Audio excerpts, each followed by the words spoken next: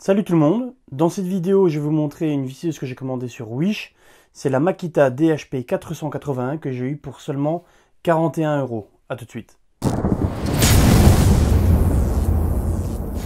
Alors avant de commencer cette vidéo, je voulais faire une petite précision sur les commandes qu'on fait sur Wish.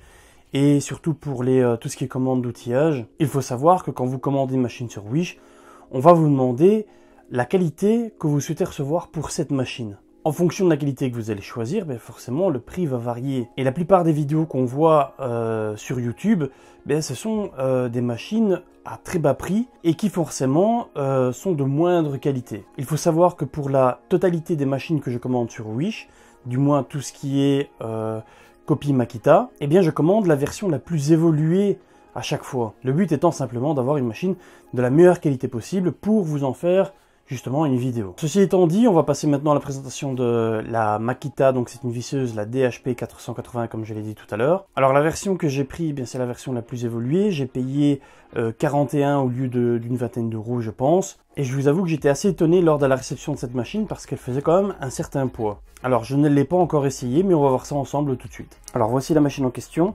Avantage, inconvénient, l'inconvénient c'est que je n'ai pas reçu la poignée qui se met directement sur une bague ici. L'original est muni d'une poignée pour avoir plus de facilité, qu'on a besoin de bien plus de puissance. Donc ici je ne l'ai pas reçu.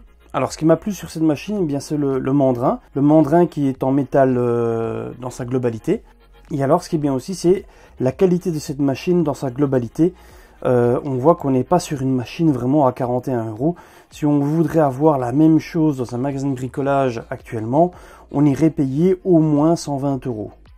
Il faut savoir que cette machine est vendue chez Makita pour 180 € approximativement. Et ce, avec la boîte originale de chez Makita et la poignée, mais sans batterie. Dans ce cas-ci, je l'ai reçu sans batterie évidemment. Alors nous avons les vitesses à ce niveau-ci, comme sur toutes les visseuses. Donc nous avons le mode vissage, nous avons le mode forage et nous avons également le mode à percussion sur le côté. Voilà. Dernier petit point, nous avons une LED de travail à ce niveau-ci, comme sur l'original bien sûr. Comme à notre habitude, ce qu'on va faire, c'est qu'on va utiliser la machine sur différentes longueurs de vis. Nous allons ensuite forer dans le bois et nous allons ensuite utiliser le mode percussion sur des parpaings en béton et en terre cuite. Ok, alors on va commencer gentiment par la première vis.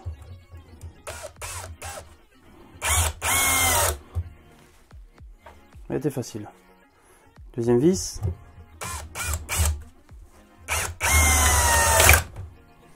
Ok. Pourquoi pas. Troisième vis.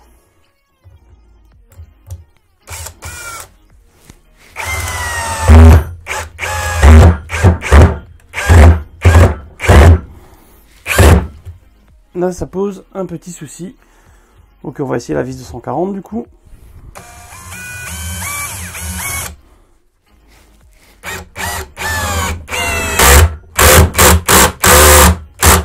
Et alors, on va essayer la dernière vis, même si je pense que ça va être fortement compliqué. Vis de 20 cm. Allez, c'est parti.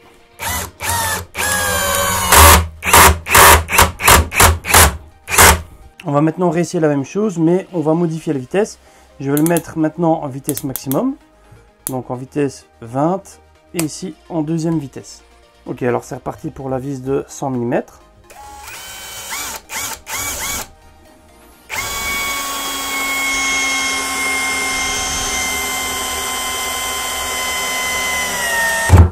Ok, alors maintenant vis de 140 mm.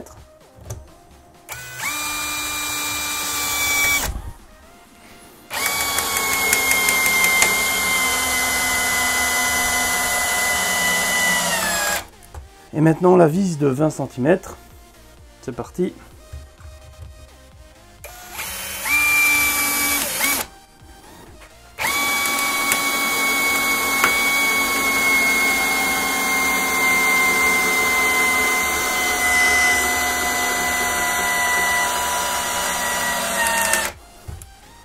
Alors maintenant on va essayer la mèche de 18 mm, donc la mèche à bois. Je laisse la machine en vitesse maximum, je la passe juste en mode forage et on va voir ce que ça donne.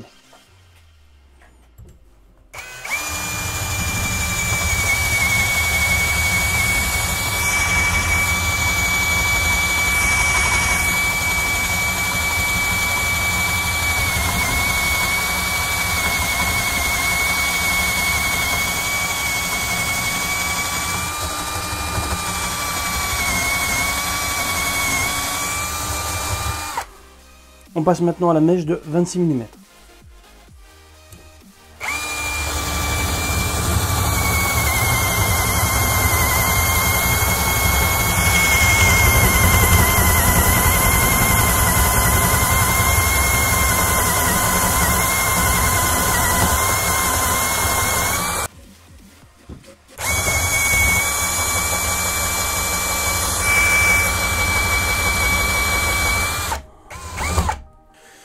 Ok, alors vous rigolez pas, j'ai perdu ma mèche de 10, donc on va faire ça avec la mèche de 8, juste pour essayer le mode forage et le mode percussion.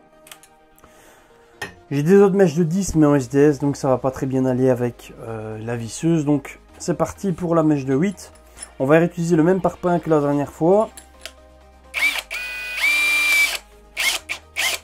On va donc essayer là, dans un premier temps, en mode forage. Et alors on va dire en vitesse 14. C'est parti.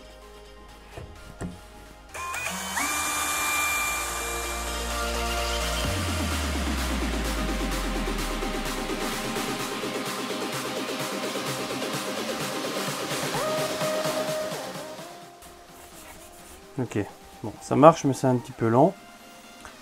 Je vais l'essayer en vitesse 20.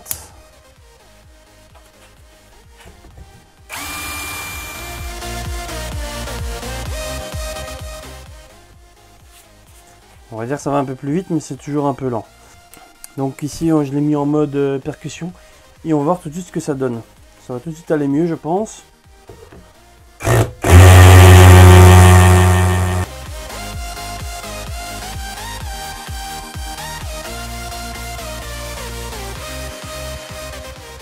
Bon, du coup, ça marche en mode percussion. Un petit peu lent, mais ça fonctionne très bien.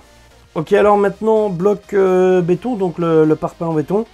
On va essayer toujours le mode percussion en vitesse 20. Voilà, c'est parti.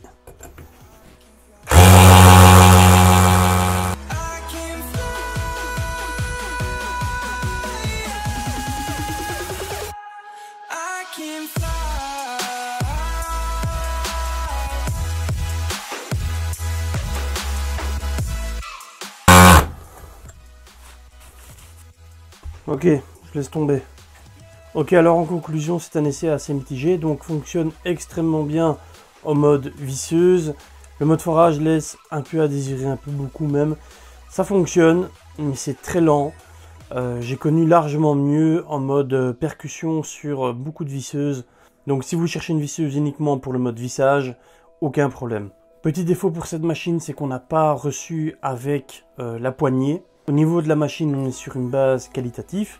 On n'est vraiment pas sur du plastique. Donc la majorité de la machine est en métal et ça se ressent bien sur le poids de la machine. Et alors le tout dernier point qu'on ne pourra pas vérifier ici, c'est la solidité et la durabilité de cette machine sur des travaux plus ou moins professionnels qui vont demander à la machine une certaine endurance. Alors voilà, à vous de juger si cette machine vous correspond. Si vous avez aimé cette vidéo, comme d'habitude, lâchez un petit pouce bleu, abonnez-vous et je vous dis à très bientôt. Ciao.